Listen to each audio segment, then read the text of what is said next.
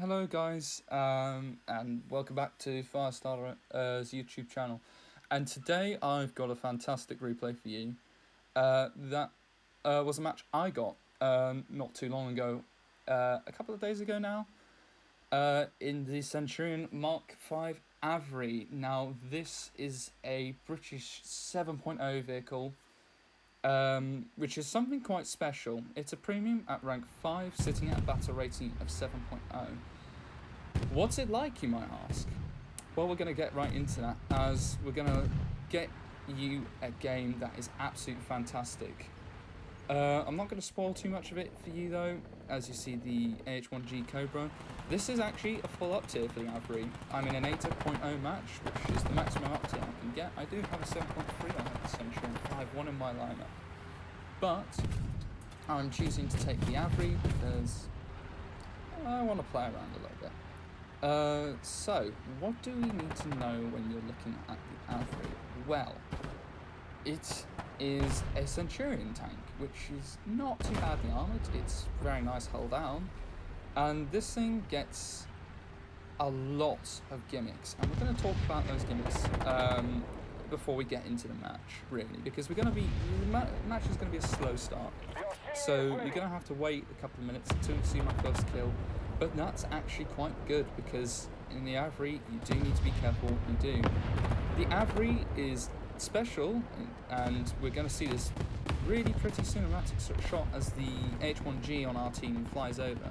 The AVRE is very special from other Centurions in that instead of the 20-pound gun or the 105mm gun, this thing gets a monstrous 165mm demolition charge projector. The AVRE stands for Assault Vehicle Engineers, which goes some way to explaining the gun. The 165mm gun that we have, as I flick around on the different views, fires only one type of ammunition, high explosive squash head, and that's quite important because the high explosive squash head that you get on the AVRE has 203mm of penetration at any distance, at any angle. And that's one of the magical things about the AVRE. You can fire at any angle or at any range, and so once the shell hits, you've got 203mm of armor penetration. Now we're going to start to get into it. So the enemy team has pushed up nice and early on Hurricane Forest. There's 3 capture points, Alpha, Bravo and Charlie. We hold Bravo, which is the closest one to us, but the enemy have taken Alpha and Charlie with the help of their DMPs. This team has mainly formed German and Russian tanks, although I think there is a Swedish player somewhere on our team, facing French, Italian, British, American tanks here. This is quite an interesting match, and we're going to go and look for kill number 1 here. We're not going to get it too early on, because the AVRE has a couple of important things that you should know about it. The AVRE has what can only be described as a shell drop, because the projectile is 165mm, and this projectile is monstrous.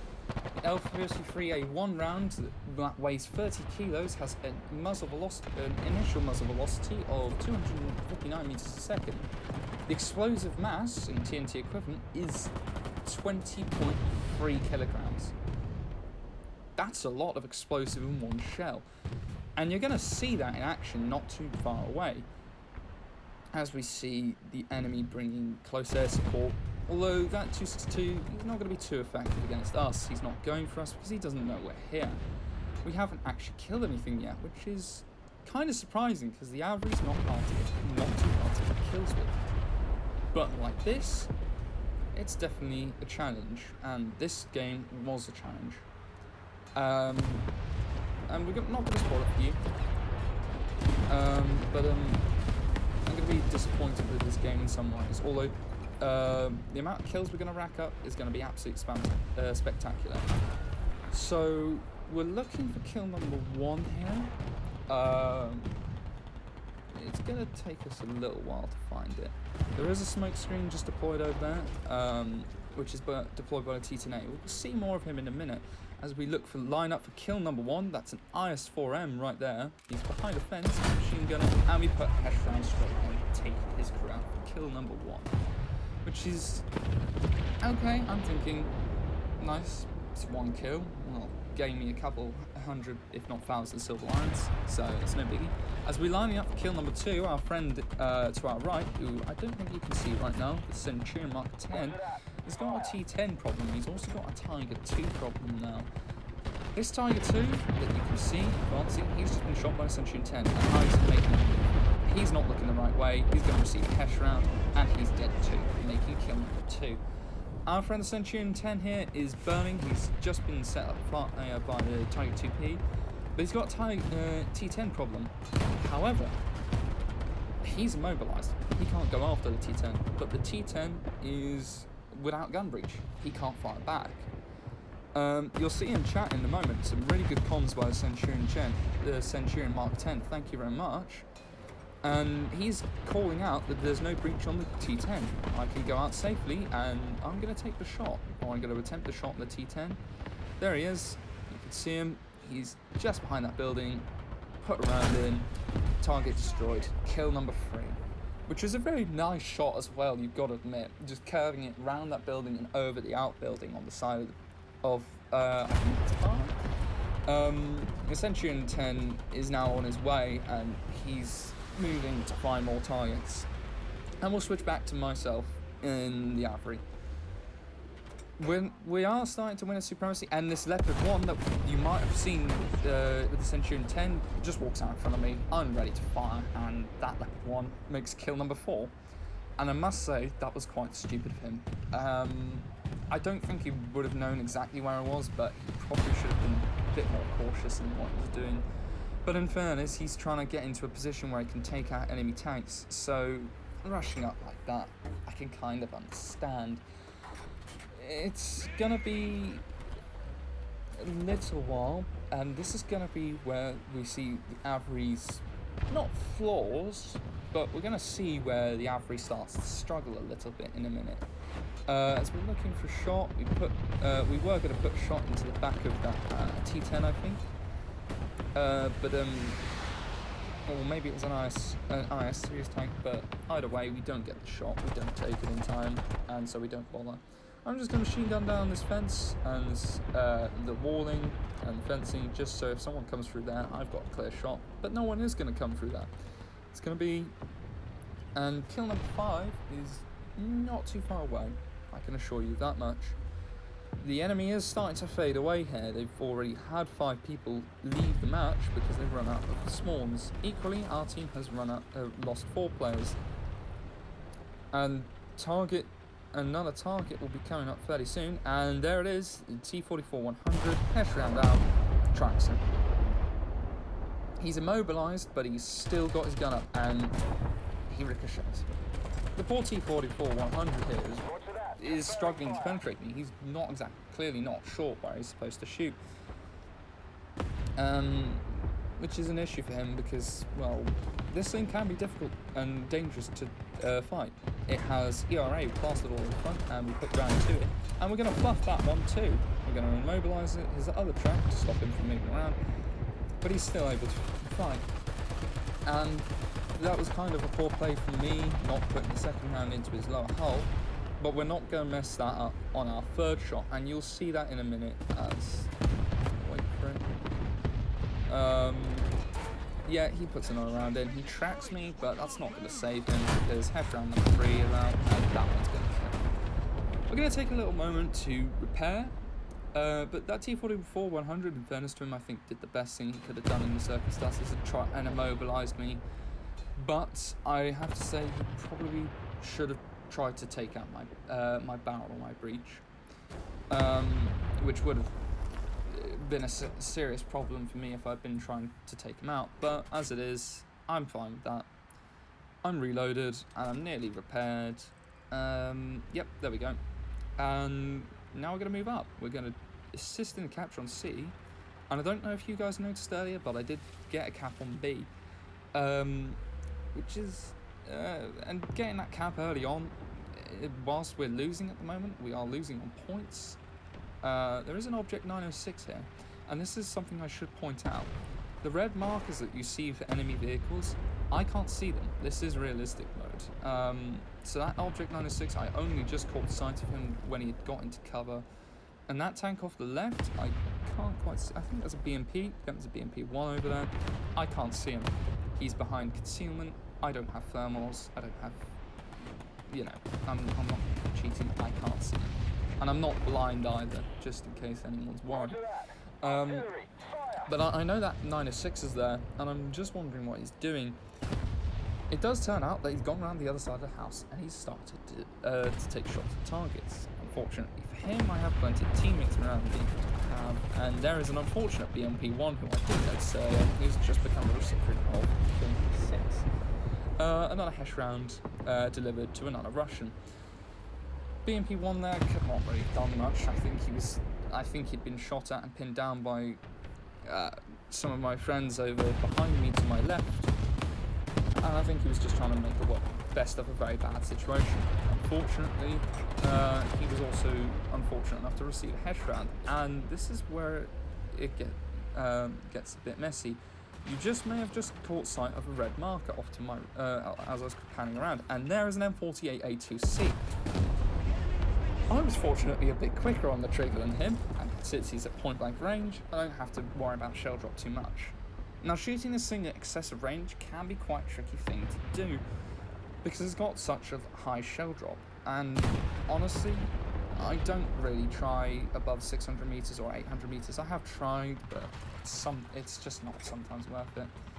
But that 20.3 kilograms of high explosive is coming in very handy, as we've killed 7 tanks, and we've also, I think, we picked up 1 cap, but we're going to pick up an assist later on. Speaking of which, Stritsvagen 101, which is a Centurion, took a shot at me, missed. I put a shot out, missed myself, which is not, I didn't know what the range was. I was kind of guessing it'd be around 200. Fortunately, my friends over there are putting rounds in. The FV4202 puts a round in, calling an artist strike in I think on A point on the BMP. I got an assist for the Stritsvagen 101, and I'm capping A here, and then I notice, because I'm third person around here, I think, I do notice there's a tank on the other side of this house, so I'm going to finish camping. I'm going to wait a little. That is in fact a T-55A, and unfortunately for him, he's looking the wrong way. Already starting to traverse, but unfortunately a bit late for him. And he's gone as well, making kill number 8. So we're gonna pick up on some mistakes I made there.